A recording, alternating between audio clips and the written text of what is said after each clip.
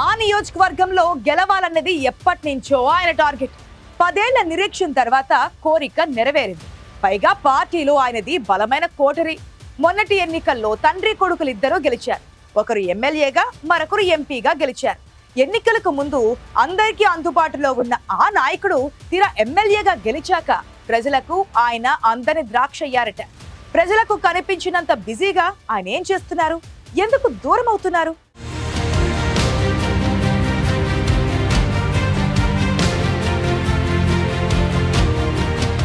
TDP అధిష్టానంతో ఆయనకు బలమైన బంధం ఉంది. అందుకే సొంత జిల్లాలో తాను అసెంబ్లీ సీటు తెచ్చుకోవడమే కాదు, గోదావరి జిల్లాలో కొడుక్కి ఎంపీ టికెట్ దక్కించుకోగలిగారు. గతంలో టీటీడీ చైర్మన్ గా వ్యవహరించిన పుట్టా సుధాకర్ యాదవ్ ప్రస్తుతం కడప జిల్లా మైదుకూరు టీడీపీ ఎమ్మెల్యేగా ఉన్నారు. మొదటి నుంచి ఆయన టార్గెట్ మైదుకూరు నియోజకవర్గం నుంచి అసెంబ్లీలో అడుగు పెట్టడం. పట్టు వదలని విక్రమార్కుడిలా 3 పర్యాయాలు పోటీ చేసి మూడోసారి మైదుకూరు ఎమ్మెల్యే సీటు దక్కించుకున్నారు. గెలిచి అసెంబ్లీలో అడుగు పెట్టారు. ఆయన తనయుడు మహేష్ యాదవ్ ఏలూరు ఎంపీగా గెలిచారు.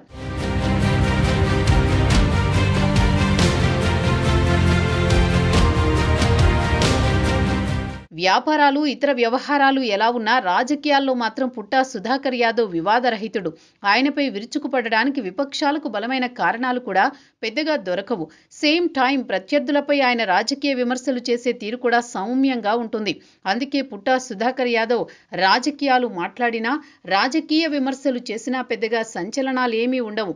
అందుకే మిగిలిన నియోజకవర్గాల మైదుకూరులో రాజకీయ వేడి అంతగా కనిపించదు. ఒకవేళ ప్రతిపక్ష నేతలు ఏవైనా విమర్శలు చేసినా పెద్దగా పట్టించుకునే బాపతు కూడా కాదంటూ ఆయన వర్గీయులే చెబుతూ ఉంటారు. తన ప్రణాళిక ప్రకారం పుట్టా సుధాకర్ యాదవ్ తన పనేదో తాను చేసుకుపోతుంటారన్న టాక్ ఉంది. పొలిటీషియన్ కమ్ బిజినెస్ మ్యాన్ అయినా పక్కా బిజినెస్ మ్యాన్ లాగే ఉంటారాయన. గతంలో ప్రతిపక్షంలో ఉన్నప్పుడు పుట్టా సుధాకర్ యాదవ్ నియోజకవర్గంలో ఇసుక రీచుల్లో జరుగుతున్న అక్రమాలను బహిర్గతం చేసి హైకోర్టులో న్యాయ పోరాటం చేశారు. అక్రమంగా తరలించిన ఇసుకపై చర్యలు తీసుకునేలా పోరాడారు.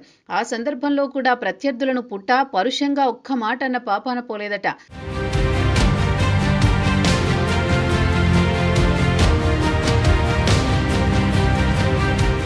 అదే ఇంకొకరైతే చేతికి చిక్కిన అవకాశాన్ని వాడుకునే పద్ధతి మరోలా ఉండేదని చర్చ జరిగిందట. ఇప్పుడు కూడా బ్రహ్మంగారి మఠంలో 1000 ఎకరాల భూముల అవకతవకలు వ్యవహారంలో వైసీపీ నేతల ప్రమేయం ఉన్నట్టు ఆరోపణలున్నా అక్రమార్కులపై చట్టపరమైన చర్యలు తప్పవంటూ రాజకీయ సంస్కారం ప్రదర్శించారట.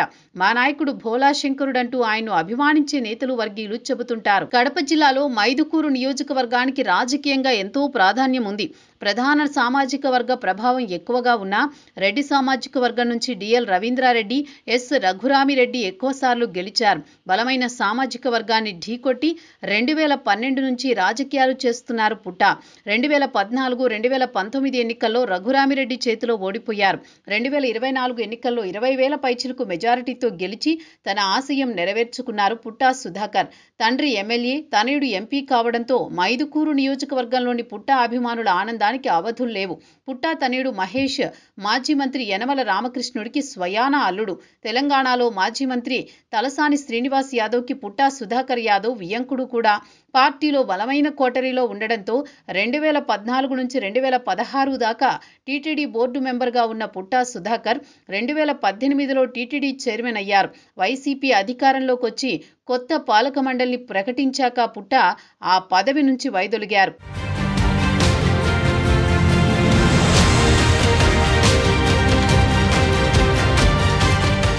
మొన్నటి ఎన్నికల్లో ఎమ్మెల్యేగా గెలిచినప్పటి నుంచి పుట్టా సుధాకర్ యాదవ్ మునుపటిలా నియోజకవర్గ పాలిటిక్స్లో యాక్టివ్గా లేరన్న టాక్ బలంగా వినిపిస్తోంది.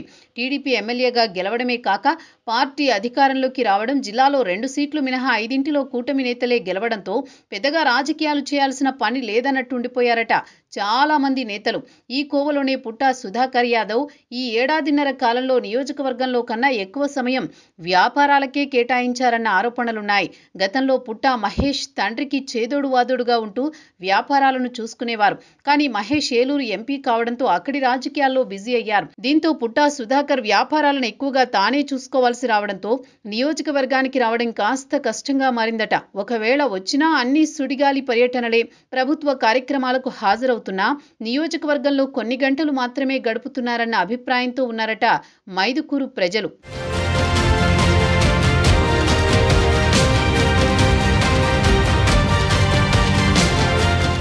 నియోజకవర్గ అభివృద్ధి, సంక్షేమ పథకాల అమలు, సీఎంఆర్ఎఫ్ వంటివన్నీ సజావుగా జరిగిపోతున్నా ఎమ్మెల్యేని వ్యక్తిగతంగా కలవలేకపోతున్నామన్న అసంతృప్తి జనంలోనే కాక పార్టీ క్యాడర్లో కూడా ఉందట.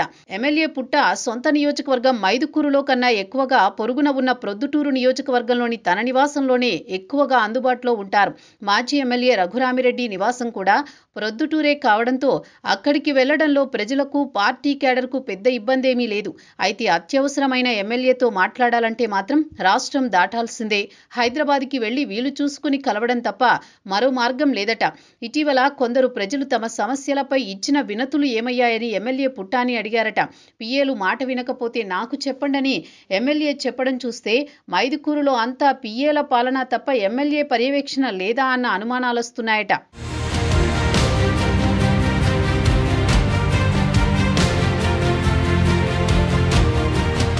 ప్రతి నెల పింఛన్ల పంపిణీలో, సీఎంఆర్ఎఫ్ చెక్కుల పంపిణీలో స్వయంగా ఎమ్మెల్యేలే పాల్గొనాలని ఓ పక్క పార్టీ అధిష్టానం చెబుతోంది. పార్టీ కార్యక్రమాలతో పాటు అభివృద్ధి, సంక్షేమ కార్యక్రమాల్లో పాల్గొనాలని ఎమ్మెల్యేలకు సీరియస్గా చెప్పడమే కాదు, అందరికీ దిశానిర్దేశం చేశారు సీఎం చంద్రబాబు. కానీ మైదుకూరులో పరిస్థితి అందుకు భిన్నంగా ఉండడంతో ఇక మీదైనా పుట్టా నియోజకవర్గానికి సమయం కేటాయించే అవకాశం ఉందా అన్న చర్చ జరుగుతోంది. రాజకీయాల్లోకి రాకముందే పుట్టా వ్యాపారవేత్త. ఆయనకు పలు కన్స్ట్రక్షన్ కంపెనీలున్నాయి. ఇరిగేషన్ ప్రాజెక్టుల కాంట్రాక్టరు, జిల్లాలో మినరల్స్ రవాణాలో కీలకంగా ఉన్నారు. ఏపీ, తెలంగాణ, కర్ణాటక, తమిళనాడులలో కాంట్రాక్టులు నిర్వహిస్తున్నారు. 2012లో రాజకీయాల్లోకి వచ్చినా వ్యాపారాలను పక్కన పెట్టలేదు. ఇప్పుడు ఇదే అంశం మైదుకూరు ఎమ్మెల్యేని ఇరుకున పెడుతోంది.